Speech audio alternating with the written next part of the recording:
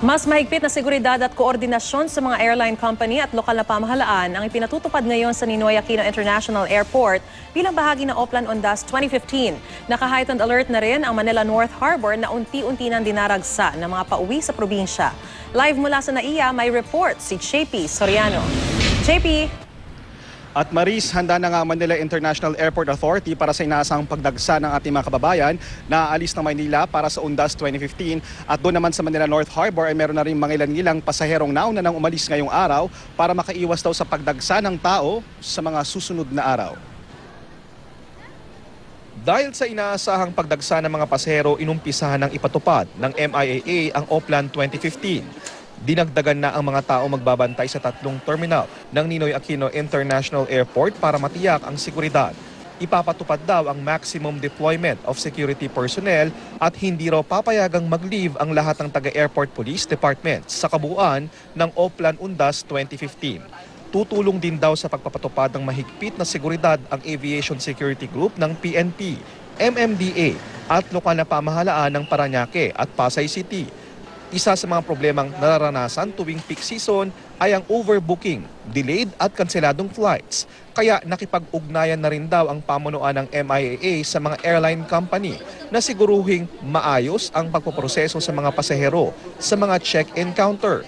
Ang mga check-in counters ng mga domestic flights bubuksan daw 2 oras bago ang departure. Ang international flights bukas na 3 oras bago ang nakatakdang departure.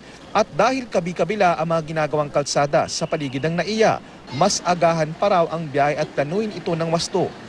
Para sa may mga katanungan sa inyong biyahe sa NAIA at iba pa, maaaring tumawag sa NAIA o di kaya ibisitahin ang kanilang social media accounts. Under Oplan-Undas, we would implement certain extra measures to make sure that traveling experience of passengers will be as hassle-free as possible. So under this operation plan, talagang it's more of coordination with the different airline and security partners we have here at the airport. Reminders also, if you are going for a domestic flight, these check-in counters will be opened 2 hours prior. Sa Manila North Harbor naman, bagamat hindi pa fully booked ang mga biyahe ng barko, naka-heightened alert na. Mailan na ring maagang umuuwi sa kanilang probinsya para makaiwas sa inaasahang dagsa ng mga pasahero sa pier simula bukas hanggang Sabado. Para naman makaiwas sa overloading, ini-scan ang mga tiket at kinukuhanan ng litrato ang bawat pasahero. Very strict tayo rito, mas lalo na during the Ondas season. Kailangan medyo safe and comfortable yung mga passengers natin. The security implementations that we're having are being implemented actually daily. Not only today, but we're always implementing it. Idinadaan naman sa x-ray machines lahat ng bagahe. Ang lalaking ito, nakitaan ng gunting at screwdriver sa kanyang bagahe.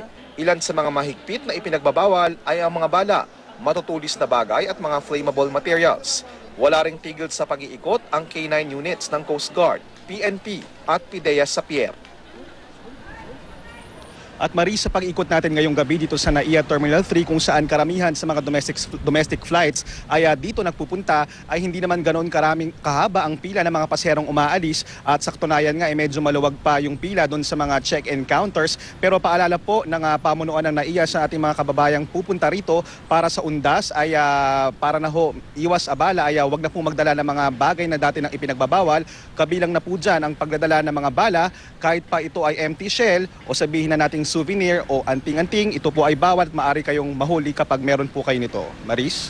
JB, at least base doon sa sinabi mo, no, ngayon hindi pa problema yung pagsisikip ng mga pasahero dyan dahil wala pang masyadong mga pasahero na nagdaratingan. Pero sa mga susunod na araw, especially pag talagang malapit na sa Undas, magdaragsaan na yung mga pasahero. Itong problema sa delayed flights, hindi biro yan. Kasi ako personally, naranasan ko yan.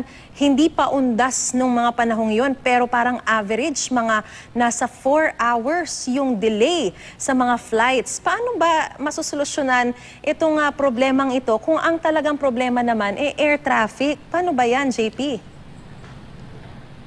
Naku Maris, alam mo, totoo yan at talagang based on your personal experience, nasaksihan mo rin yan yung matagal na antayan. Minsan nga bumabalik pa yung eroplano, pero gaya na nga ng mga nabanggit na ng pamunuan ng NAIA, ng MIAA, at sinasabi na there are things beyond our control. May mga bagay talaga na hindi pa masusolusyonan ngayon dahil kung air traffic nga talaga ang problema, syempre may mga bagay na pinagpaplanuhan na dyan ng ating gobyerno. Ito yung mga isa sa mga pagpapalawak ng mga airport, paglipat ng airport, pero sa ngayon hindi pa natin maranasan yan. Kaya isa sa mga pinaka-practical tips daw ay para sa ating mga kababayan, agahan at planuhin ang inyong biyahe. Kung sakaling madelay man, ay meron kayong sapat na oras para planuhin kung ano yung mga alternatives. Pero isa sa paggagarantiya ng pamunuan ng MIAA at dati na rin yan sinabi ng iba pang attached agencies ng DOTC na kapag nagkaroon ng delayed flights, kapag ito ay lumagpas ng more than 3 hours, ay automatic meron na mga ibibigay ang mga airline companies sa inyo na mga benepisyo dyan, kabilang na ang libreng tawag,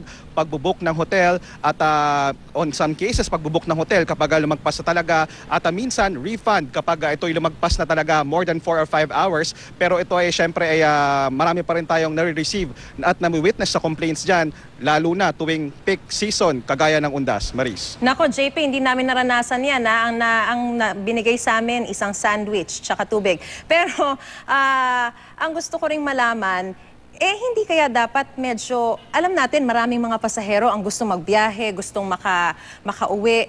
Pero paano ba yung pwede bang i-limit yung mga flights per day para hindi ganito kahasal yung nararanasan ng mga pasahero? Hindi lang naman ako yan kasi nung pumunta ako sa airport, talagang lahat ng airlines, lahat delayed.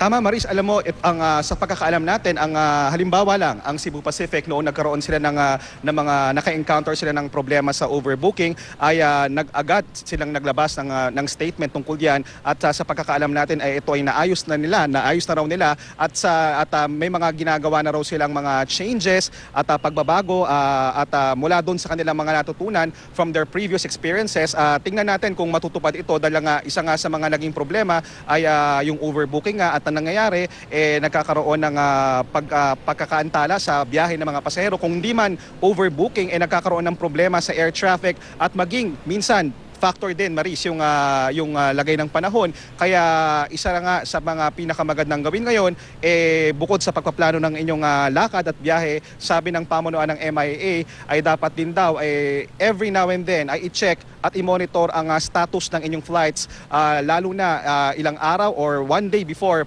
bago kayo pumunta rito sa airport at na-i-flash na nga natin sa screen kanina yung mga social media networks at pati yung numbers ng airport para doon sila makapag-check, Maris. Well, it's a very serious problem that they really have to look into. Maraming salamat sa iyong ulat, JP Soriano.